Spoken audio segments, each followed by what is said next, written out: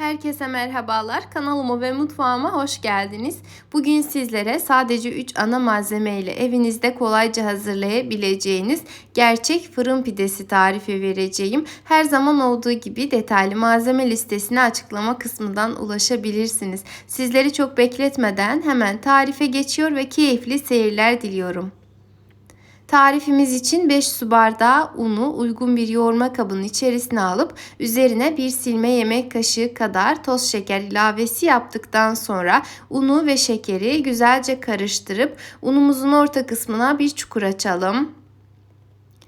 Ve üzerine azar azar oda ısısında bekletilmiş suyu ilave ederek hamurumuzu yoğurmaya başlayalım.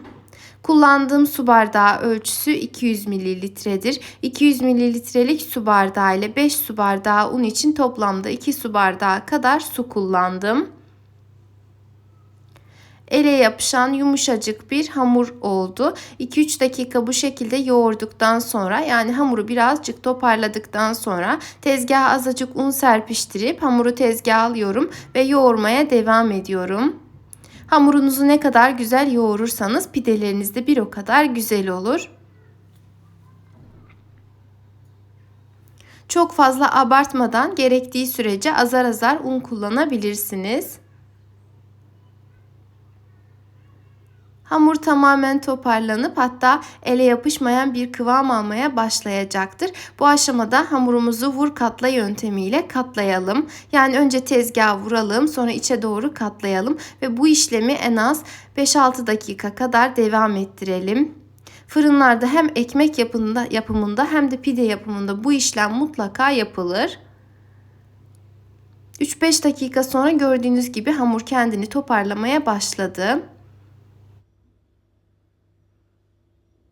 Ortalama 7-8 dakika boyunca bu işlemi yaptıktan sonra hamurumuzun içerisinde maya olmamasına rağmen hamur sanki mayalı bir hal alacaktır. Zaten bu işlemi uygulamamızın esas sebebi de bu. Yani bir ön maya gibi düşünebilirsiniz.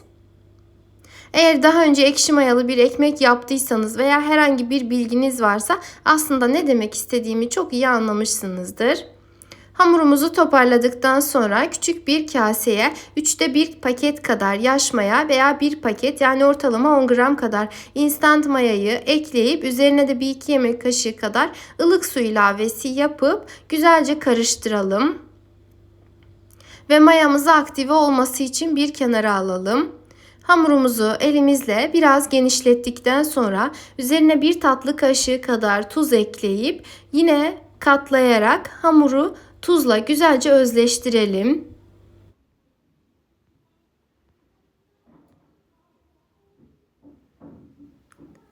Bu arada eğer tuzunu da başta eklemiş olsaydık hamurumuz istediğimiz gibi olmayacaktı. O yüzden mutlaka verdiğim püf noktalarına dikkat edin. Tuzla birlikte de ortalama 5 dakika kadar yoğurduktan sonra aktive olmuş mayamızı hamurumuzun üzerine azar azar ilave ederek mayayı da hamura güzelce yedirelim. Gerektiği sürece bu aşamalarda un kullanabilirsiniz. Tabii ki de çok fazla abartmadan, yani hamuru una tamamen doyurmayalım. Aksi takdirde pidelerimiz piştikten sonra gereğinden fazla sert olabilir. Bu arada eğer tarifimi buraya kadar izlediyseniz, beni her nerelerden takip ediyorsanız eğer, bulunduğunuz ili, ilçeyi veya ülkeyi yorum kısmında belirtirseniz çok sevinirim. Ve tarifle ilgili herhangi bir sorunuz, görüşünüz, öneriniz olursa onları da yorum kısmına yazabilirsiniz. Her zaman olduğu gibi detaylıca kontrol edip cevaplamaya çalışacağım. Şimdiden değerli yorum ve beğenileriniz için hepinize çok çok teşekkür ediyorum. Hamuru ikiye böldüm ve tekrardan katlayarak elimle beze haline getiriyorum. Ben pidelerimin çok fazla büyük ve de kalın olmasını istemediğim için 2 beze yaptım. Dilerseniz 1 adet büyük pide de hazırlayabilirsiniz.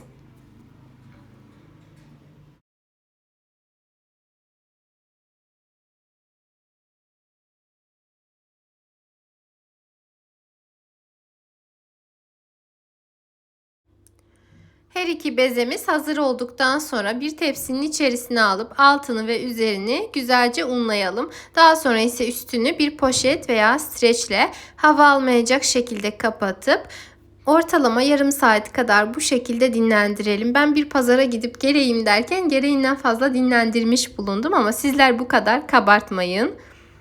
Ve hazır olan hamurlarımızın üzerini açalım. Öncelikle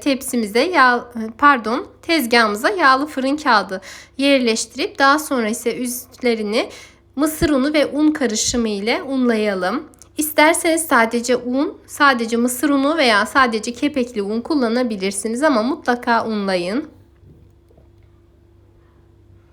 Unladıktan sonra hamurlarımızdan bir tanesini tezgaha alalım ve elimizle her tarafını düzeltelim.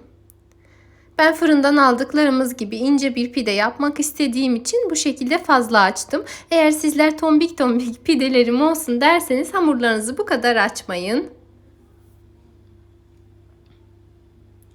Ve diğer pidemize de hamurumuza da aynı işlemi uygulamaya devam ediyorum.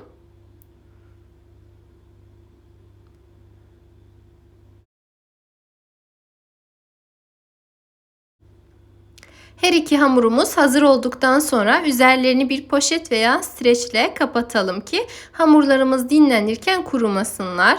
Çok fazla üstünden kesinlikle bastırmayın. Aksi takdirde dinlenme aşamasında hamurunuz poşete yapışabilir. Ortalama 45 dakika kadar bu şekilde dinlendirdikten sonra hamurlarımızın üzerini açıp her hamura birer tane olmak şeklinde yumurta sarısı ekleyip elimizle her tarafına sürelim.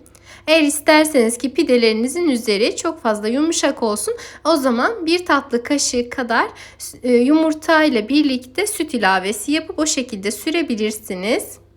Ve parmak uçlarınızla dilediğiniz şekli verin. Ben bu şekilde gelişi güzel bir şekil verdim.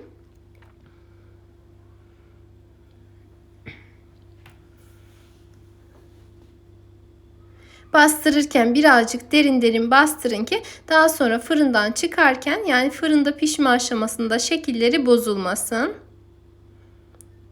Ve hazır olan pidemizi fırın kağıdı ile birlikte fırın tepsimize alalım.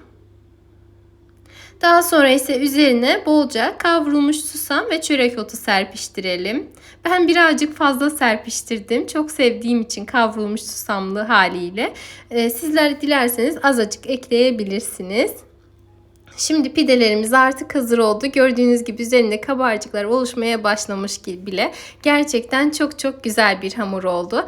Önceden ısıtılmış 200 derece fansız fırında pişmeye gönderelim. Fırınımız mutlaka fansız ve önceden ısıtılmış olmalı. Eğer düşük derece fırında pişirirseniz pideleriniz kuruyabilir. Ve fırından çıkan pidelerimiz artık servise hazırdır. Umarım tarifimi denersiniz. Eğer beğendiyseniz bana destek olmak adına videomu beğenebilir, emoji dahi olsa yorum bırakabilir ve de aşağıdaki paylaş butonuna tıklayarak görmesini istediğiniz arkadaşlarınız ve sevdiklerinizle paylaşabilirsiniz. Bir sonraki videolu tariflerimden haberdar olmak adına ise kanalıma ücretsiz bir şekilde abone olarak bildirim zilini tüm olacak şekilde etkinleştirmeyi unutmayın. Umarım yepyeni videolu tariflerimde görüşmek nasip olur. Kendinize çok iyi bakın. Allah'a emanet olun.